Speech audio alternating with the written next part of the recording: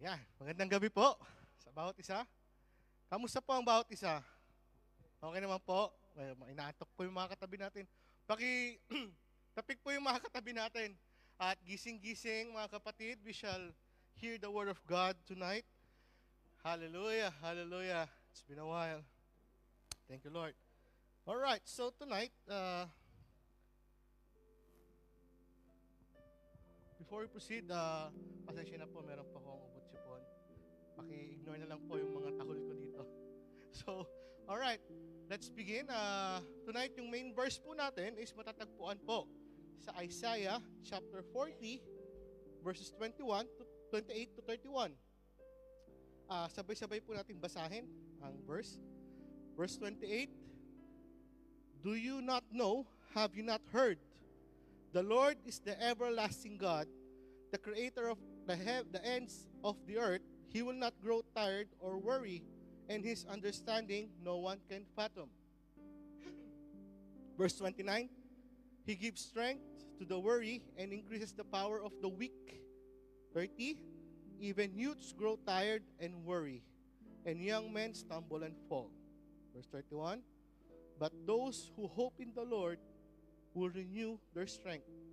They will soar on the wings like eagles. They will run and not grow weary. They will walk and not be faint." Let's pray. Hallelujah. Aming Panginoon, Diyos na buhay, patuloy po kami lumalapit sa inyo ngayong gabi, Panginoon. Nananalangin, Panginoon Diyos, tulungan mo nga po kaming mag-concentrate sa aming maririnig ngayong gabi. Lord, lawakan mo ang aming pangunawa. Buksan mo po ang aming mga puso, ang aming mga isipan, nang sa gayon kung man po yung gusto mong sabihin, Panginoon, ay aming pong ma-absorb at ikaw lamang po ang may taas sa gabi po. Sa pangalan ni Jesus. Amen. Hallelujah. So, good evening po ulit. Konting refreshments lang po sa mga nakaraang topic natin. No? Yung unang preaching po ni Bro Excelon is about sa consistency, mga kapatid, that we need to be consistent sa mga bagay na ating ginagawa, lalo natin sa spiritual habits. And the last week naman po, kay Sis Jen, last Saturday, is tungkol sa tatlong F. Focus, faithfulness, and fruitfulness. Umikot. So ngayong gabi po, meron naman po tayong bagong pag-aaralan. Ang title po ng ating topic for tonight is Growing Strong Without Burning Out. Paano tayo mapapalakas? Paano natin papalakas ng spiritual life nang hindi tayo nababurn out? So, gusto ko lang pong tanungin, mga kapatid, can we ask ourselves, why do we do what we do? Bakit po natin ginagawa yung ginagawa natin ngayon? Bakit po tayo umaattend sa gawain ng church? Anyone? Bakit po tayo nagkasakripisyo ng oras magpunta dito sa church? Kahit minsan pagod na po tayo, kahit minsan maraming labada, kahit minsan maraming linisin at hugasin sa bahay. Why do we do what we do? Bakit po? Dahil tayo po ay mga Kristiyano, mga kapatid. We are Son of God. At gusto po natin palalimin ang ating mga spiritual life, natin spiritual habits. Kaya po tayo dumadalo sa mga gawain ng iglesia. Dahil gusto po natin magpalalim sa ating Panginoon. And alam niyo po ba ang spiritual habits are not something that we do once a week. Ang spiritual habit po, topic po natin for this month, it is who we are every day. Ang spiritual habit po, ang pagkapatatag ng ating spiritual habit, it is our lifestyle. Diba? Sino po dito mag-agree? Life is hard. Life is harsh. Diba? Life is cruel and life is unfair. Madalas po natin narinig yon, sinasabi. Mahirap ang buhay Kristiyano. Amen? Sabi ng iba, kung kailan tayo naging Kristiyano, saka humirap ang buhay. Tama po ba yun? Baka may kumakata sa inyo ng gusto ko ng So, tama naman po, mahirap po talaga ang mabuhay. Lalo na po kapag mag-isa lang tayong lumalaban sa buhay. Lalo na pag sinasarili natin yung laban. But you know what? God is eternal. Sabi sa binasa natin kanina. God is all-powerful. Amen? Never siyang napapagod. Why? Because He is God. Siya ay Diyos na buhay. Diba? Pero lahat ng tao napapagod, mga kapatid. Even you, even me, lahat tayo. Kahit gaano pa po tayo kalalim sa pananampalataya, napapagod po tayo. Mapapagod at mapapagod pa din po tayo. Magdadry at magdadry po ang spiritual life natin. Yung mga spiritual habits natin mag-fade away until maging passive na lang po yung spiritual life natin. Diba? What do you mean by passive? Yung nandiyan ka lang, parang you just exist there. Passive. Nandiyan ka lang. Anong purpose? Hindi natin alam kung anong purpose natin. Hindi natin alam kung ano bang dapat natin gawin. Sino ba dapat yung inuuna natin. Nagiging passive. So if ang tao po napapagod, and ang Diyos hindi, ano po yung mga dapat natin gawin para hindi po matuyot yung spiritual life, yung spiritual habits natin? Kailangan po natin pagtibayin ang buhay spiritual natin. Kailangan po natin palakasin at patatagin ang spiritual life natin. Ano po ba yung mga spiritual habits na pinag-uusapan natin?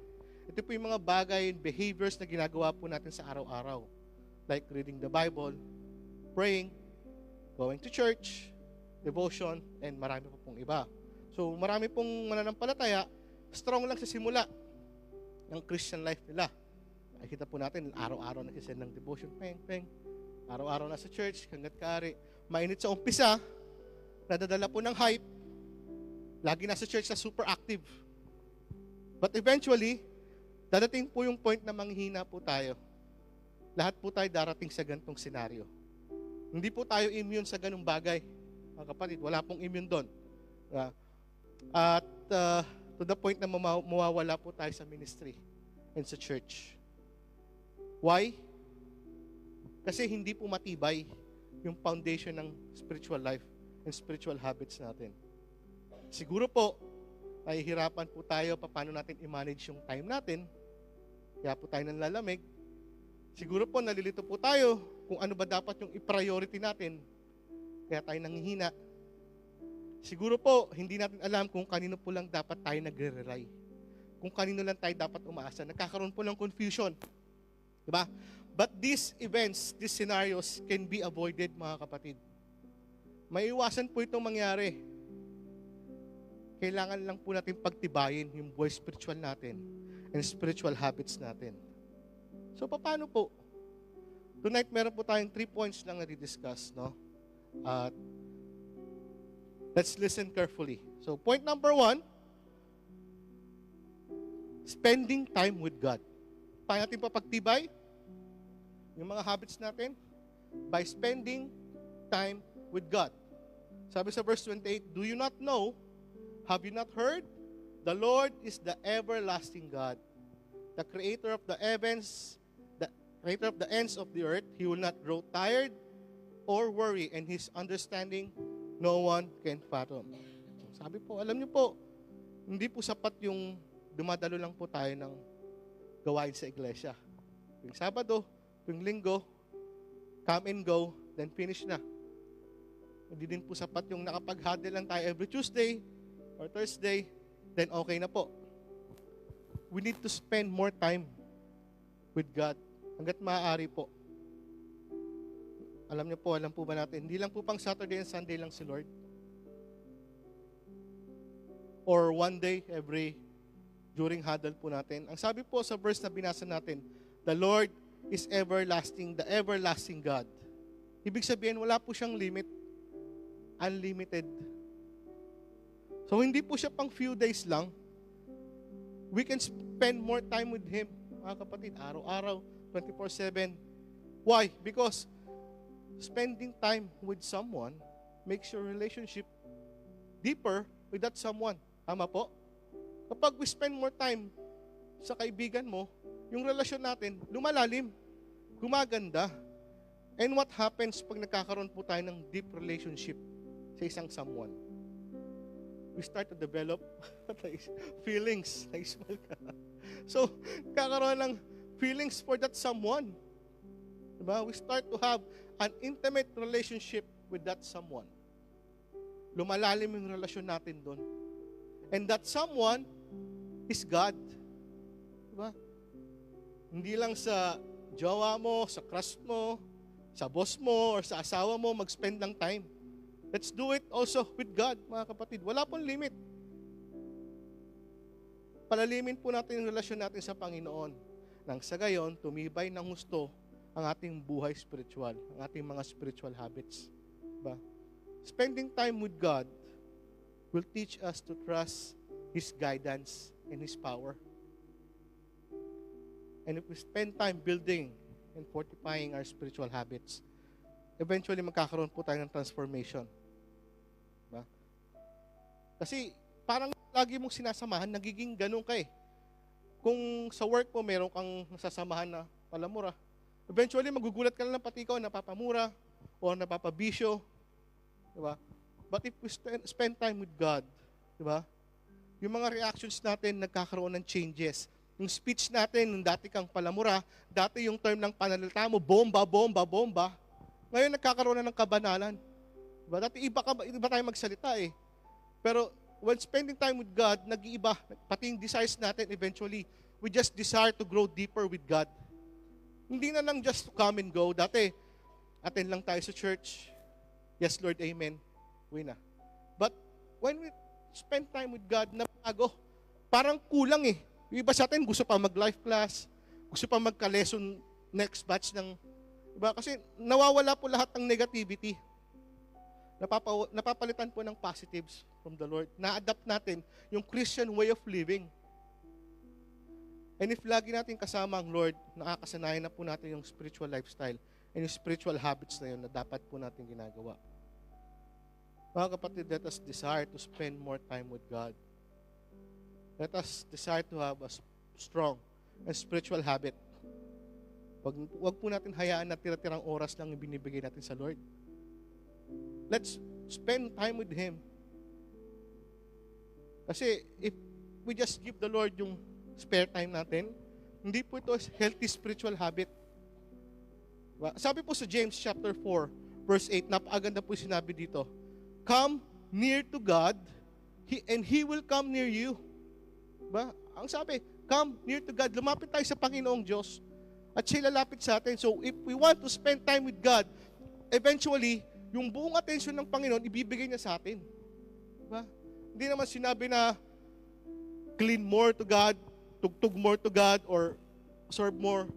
Sinabi, come near to God. Lumapit tayo sa Panginoon. Yung puso natin, spend natin yung puso natin sa Panginoon.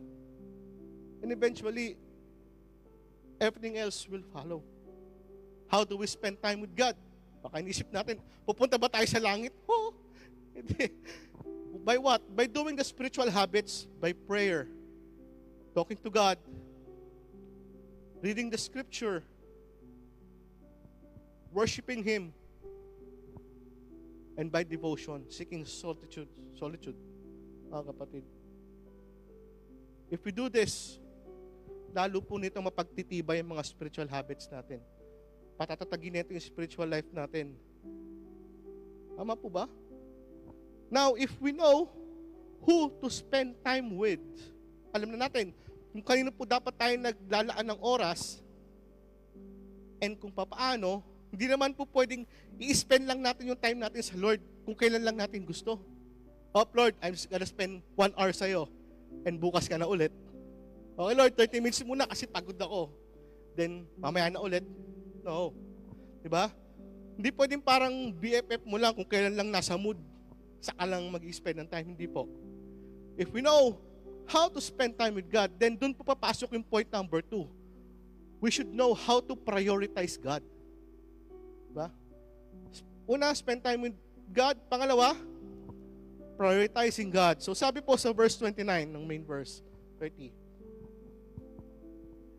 He gives strength to the weary and increases the power of the weak. Even youths grow tired and weary, and young men stumble and fall.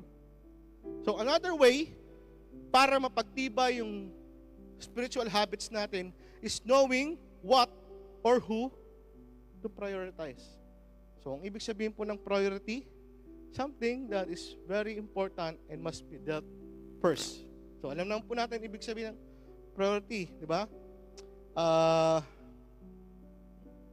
Alam po ba natin na if we know how to prioritize the Lord, mapagtitibay po nito ang spiritual life natin. Diba? Ano sabi? If we prioritize the Lord, sabi po sa verse 29, He will give strength to the weary and increase the power of the weak. Napakaganda nun, no? Kapag inuna natin ang Diyos, kapag prioritize natin siya, i-increase niya yung power. Hindi yung power na bubuhat. No.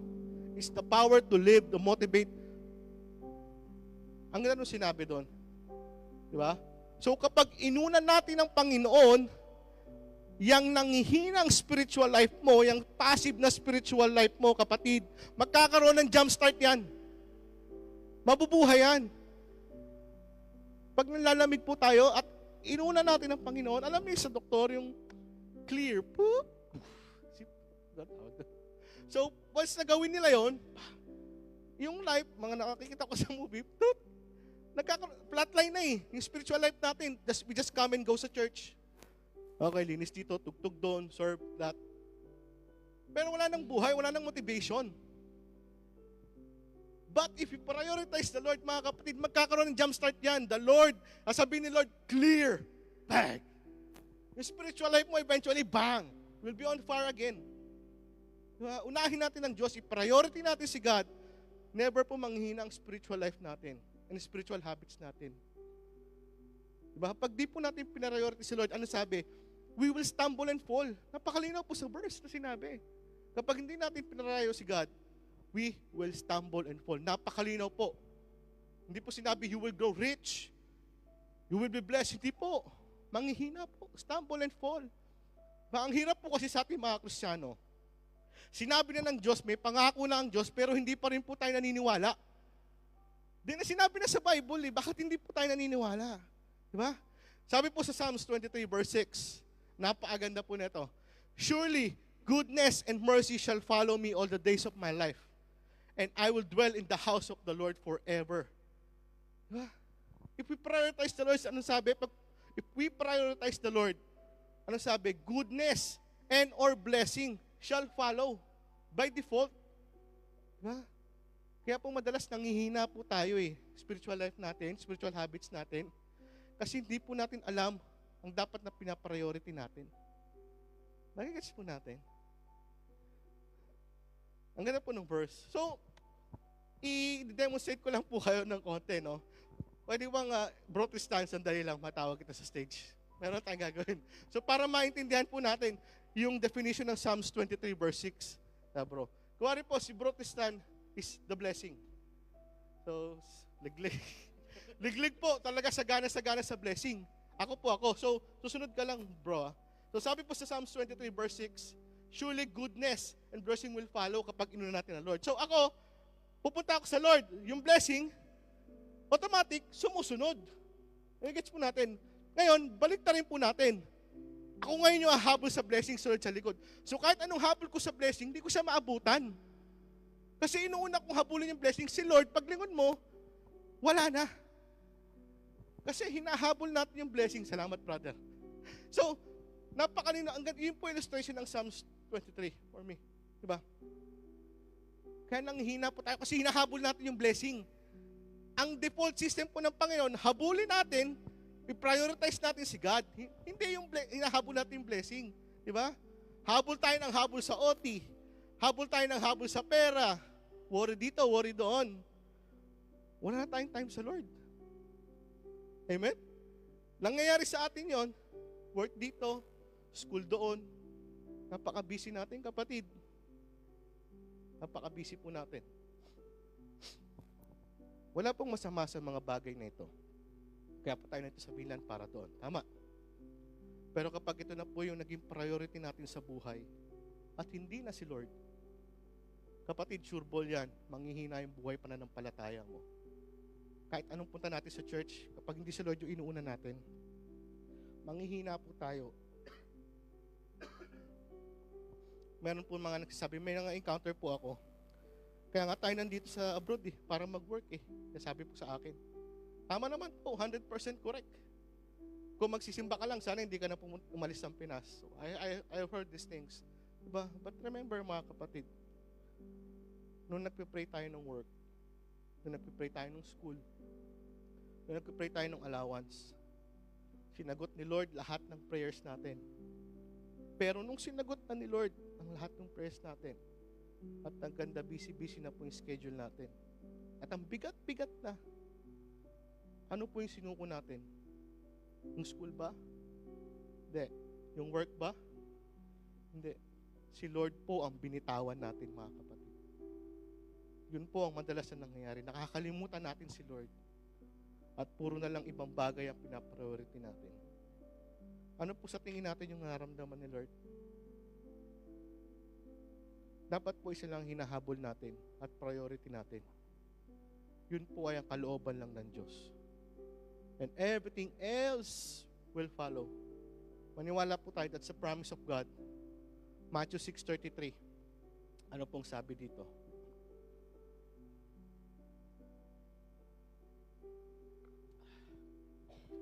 Seek first the kingdom of God and His righteousness. And all of these things will be given to you as well. Seek first the kingdom of God and His righteousness. Napakaganda po ng promise na ito. Why not claim it? Why doubt it? Huh? Sabi po doon, and His righteousness. Ano po ba ibig sabihin ng righteousness of God? Living in alignment with His holy character. Reflecting His moral standards, in prayer, reading the Bible, worshiping, devotion. In short po, spiritual habits po, mga kapatid. So if we learn to prioritize the Lord, never po tayo panghihinaan ng spiritual life, then that is proven. Lalo po na itong palalakasin yung mga spiritual life natin, mga kapatid. So if we know how to spend time with God, and we know that we need to prioritize spending time with God, ngayon, point number 3, papasok po. The complete reliance on God. Gets po natin yung pagkakaduktong ng points. Spend time with God, at alam mo na dapat siya yung priority. Ngayon, dapat alam din po natin na sa Panginoon Diyos lang tayo dapat nakaasa.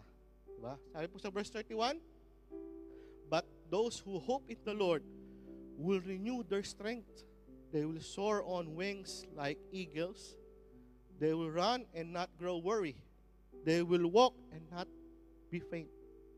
Yung salitang hope po dito means to wait, to trust, to depend, and to rely on the Lord. Hindi po sinabing walang pagod eh.